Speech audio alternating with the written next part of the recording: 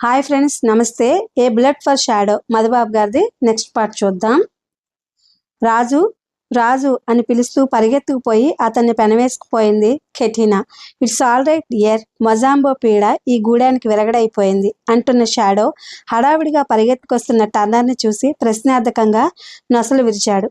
రాజు మాయమయ్యాడు గుంటనక్క, ఈ సందడిలో చల్లగా తప్పుకున్నాడు ఆందోళనగా అన్నాడు టర్నర్. కెటీనాను వెనక్కు త్రోసి మొజాంబో ఇంటివైపు పరుగు తీశాడు షాడో. అతని దారికి అడ్డు రాకుండా ఉండాలని తొక్కిసలాడుకుంటూ నలుదిక్కులకు చెల్లాచెదరైపోయారు కరీబా వీరులు.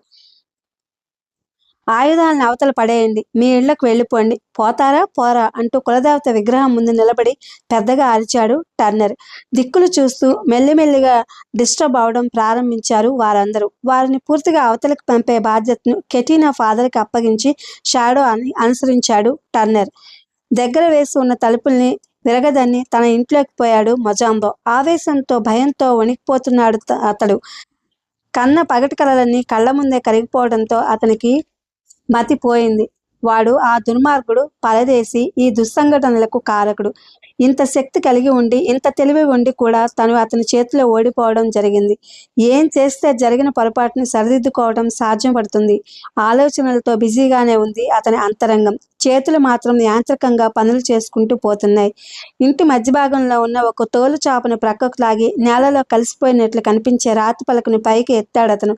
చెక్కతో చేయబడిన మెట్లున్నాయి. ఆ రాతి పలక క్రింద పెద్ద భూగృహం ఉంది. అండర్ గ్రౌండ్ గదిలోకి దారి తీస్తున్నదా నిచ్చెన. ఇంటి గోడలకు గుచ్చబడి ఉన్న ఒక కాగడాను అందుకుని ఆ భూగృహంలోకి దిగాడు మొజాంబో. జాగ్రత్తగా దారి చూసుకుంటూ నిచ్చెన దిగి మరో గోడను సమీపించాడు. చర్మంతో చేయబడిన పెద్ద సంచి ఒకటి ఆ గోడకు వేలాడుతుంది. దాని నిండా పేర్చి ఉన్నాయి ఆఫ్రికన్ కరెన్సీ కట్టలు.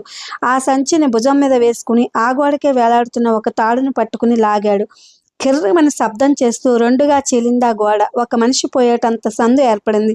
దాంట్లో నుంచి అవతలకు పోయి అవతల ప్రక్క ఉన్న త్రాడును గుంజాడు. వెంటనే మూసుకుపోయింది ఆ మార్గం. అతని ఎదుట సన్నటి సొరంగ మార్గం ఒకటి ప్రత్యక్షమైంది.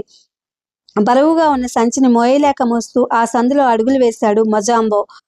అరగంట సేపు తర్వాత షార్ప్గా పైకి లేచింది ఆ సొరంగ మార్గం. మరో 10 నిమిషాల్లో సూర్యకిరణాలు సూటిగా వచ్చి అతని ముఖం మీద పడ్డాయి. తన భవనంలో ప్రవేశించిన గంటన్నరకు కరీబా గుడెపు పొలిమేరని దాటి ఒక పెద్ద కొండరాతి ప్రక్కన ప్రత్యక్షమయ్యాడు మొజాంబో.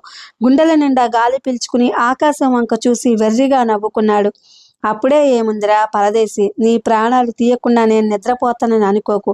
నిన్ను చంపే బుల్లెట్ని వెండితో తయారు చేస్తాను. దాని నిండా నేనే స్వయంగా మందును కూరి సిద్ధం చేస్తాను అంటూ ఎడారి అంచువైపు అడుగులు వేయడం ప్రారంభించాడు.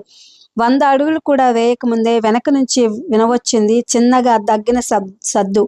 అదిరిపడి వెనక్కు చూశాడు మొజాంబో. నవ్వుతూ కనిపించిన షాడోని గమనించి మ్రాన్పడిపోయాడు. బెల్ట్ వెనక ఉన్న రివాల్వర్ని తీసి అతని ముందు పడేసేటట్లు విసిరాడు షాడో.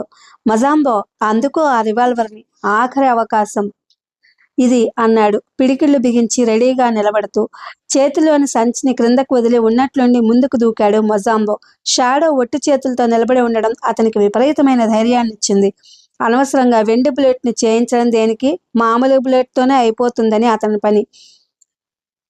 మొజాంబో చేయి రివాల్వర్ మీద పడుతుండగా గాల్లోకి ఎగిరాడు షాడో. భయంకరమైన కరాటే షాట్ ఆ ప్రదేశాన్ని దద్దరిల్ల చేస్తూ వెలువడింది అతని నోటి వెంట. పల్టీ కొడుతూ పోయి అతని తల మీద తన్నాడు షాడో. ఫట్మన్ శబ్దం చేస్తూ రెండుగా విచ్చింది మొజాంబో తల. అతని శరీరం నేలను తాకక ముందే ప్రాణాలు అనంత విశ్వంలోకి ఎగిరిపోయాయి. క్రింద పడిన రివాల్వర్ని తీసి బెల్ట్ వెనక దాచాడు షాడో. ఇసుకలో పడిన కరెన్సీ కట్టల సంచిని భుజం మీద వేసుకుని గూడెం వైపు బయలుదేరాడు. దారిలోని ఎదురైంది కెటీనా. పరుగు పరుగున వచ్చి అతన్ని పెనవేసుకోపోయింది. ఆమె వెంటనే ప్రత్యక్షమయ్యాడు టర్నర్. కథలనని మొరాయిస్తున్న ఓల్డ్ బ్యాగ్ని బలవంతంగా లాక్కొస్తున్నాడు. గుడ్ బై రాజు, నాకు కావలసిన కథ దొరికింది. ఇక ఇంటికి పోయి కాగితాలని కలాల్ని తీసుకుని కూర్చోవాలి.